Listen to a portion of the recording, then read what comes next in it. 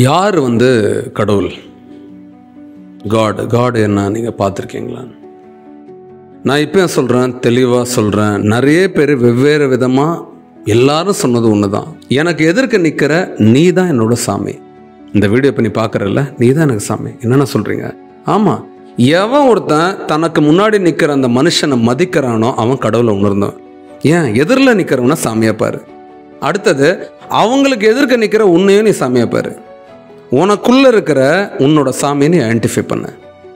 எதிரில் இருக்கிறவனை நீ எப்போ காயப்படுத்தக்கூடாதுன்னு நினைக்கிறேன், நீ சாமியை உணர்ந்துட்ட. என்னைக்கு நீ உன்னையே காயப்படுத்தக்கூடாதுன்னு நீ இன்னும் தெளிவாக சாமியை உணர்ந்துட்ட. யார் ஒருத்தர் தன்னை கீழே போடுறாங்களோ, எப்படி சில வார்த்தைகள் மூலமாகவோ சில கேலி விஷயங்கள் மூலமாக, நான் ஒன்றுமே இல்லை, நான் பயந்துருக்கேன், நான் கோழையாக இருக்கிறேன், எனக்கு எதுவும், இந்த எண்ணங்கள் உனக்கு நினைக்க நினைக்க நினைக்க நீ என்ன பண்ணுற, உன்னோடக்குள்ளே இருக்கிற உன்னோட இன்டர்னல் பவரை, உன்னோட காடை நீ வீக்கன் பண்ணுற. நீ உன்னை உயர்த்திக்கிற அந்த சக்தி, உனக்குள்ளே இருக்கிற அந்த பவரை நீ எப்போ ரேஸ் பண்ணுற அப்படின்னா, எப்போ you start respecting you first.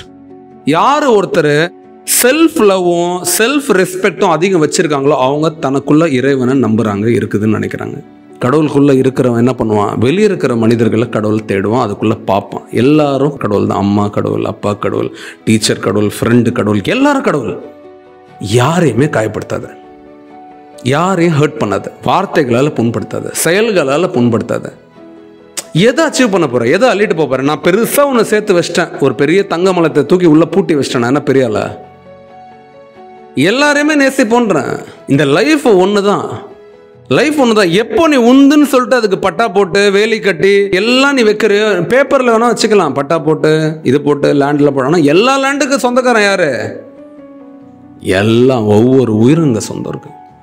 ஆடும் கடவுள், மாடும் கடவுள், சிங்கம் கடவுள், புலி கடவுள், எல்லாம் கடவுள். உயிரே கடவுள். என்னதுப்பா? உயிரே கடவுள். எதிராளியை நீ ஒரு உயிர்னு எப்போ நீ உணர்றியோ நீ கடவுளை உணர்ற. உனக்குள்ளே இருக்கிற உயிரை நீ எப்போ உணர்றியோ நீ உணர்ற. உயிர், இந்த உயிரை நோகடிக்கிற மாதிரி, இந்த உயிரை அழிக்கிற மாதிரி எந்த செயலும் எப்போவுமே செய்யாத. பொறாமை வேணாம், பொச்சரிப்பு வேணாம், அடுத்தவங்கள பற்றி தப்பாக சொல்கிறதுக்கு வேணாம், அடுத்தவங்கள பழி சொல்கிறது வேணாம். நீ பொறுப்பு எடுத்துக்கோ, எல்லாத்துக்கும் பொறுப்பு நீ எடுத்துக்கோ. உண்மையான சந்தோஷம் எடுத்துருமா, உன்னோட ஹார்ட் பீட்குள்ளே இருக்கிற அந்த சூப்பர் பவரை நீ முதல்ல உணரு. That power is in ultimate form of God. And என்னை யாராவது நீங்கள் காட் பார்த்துருக்கீங்க கேட்டால், தினம் தினம் பார்க்குறேன். கண்ணாடி முன்னாடி நிற்கும் போது காடை பார்க்குறேன். நான் தான் கடவுள். இதை யார் உணர்றாங்களோ அவங்க தான் கடவுள். இப்போ ஆனால் நீங்கள் சாமியெல்லாம் கும்பிட்றது இல்லையாண்ணா, கோயிலுக்கெல்லாம் போகிறது இல்லையா? போகிறேன். கடவுள் அந்த சிற்பங்களை செதுக்கி வச்சது எதுக்குன்னா, உனக்குள்ளே இருக்கிற ஒன்றை நீ உணரணும். அப்படின்னா சுற்றி இருக்கிற எல்லா பாசிட்டிவ் எனர்ஜியும் நீ கிராஸ் பண்ணணும்.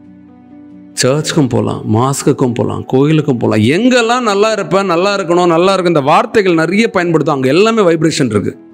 இது உனக்குள்ளே நீ உருவாக்கிட்டேன்னா எப்படி இருக்கும்? உனக்குள்ளே நான் நல்லா இருப்பேன், நான் நல்லா இருப்பேன், நான் நல்லா இருப்பேன், நல்லா இருப்பேன், நான் நல்லா இருக்க பிறந்தவன், நான் நல்லா வாழ பிறந்தவன், நான் நல்லா சாதிக்க பிறந்தவன், உனக்குள்ளே நீ சொல்ல ஆரம்பிச்சிட்டா எப்படி இருக்கும்? வாழ்க்கை உயர்வாக இருக்கும். இப்போ எதிராளியை பார்த்து சொல்கிறேன், நீங்கள் நல்லா இருப்பீங்க, நீங்கள் சூப்பராக இருப்பீங்க, நீங்கள் அருமையாக இருப்பீங்க, நீங்கள் உயர்வாக இருப்பீங்க, நீங்கள் எல்லா சந்தோஷமும் பெற்று பெரிய ஆளாக இருப்பீங்கன்னு சொல்கிறீங்க.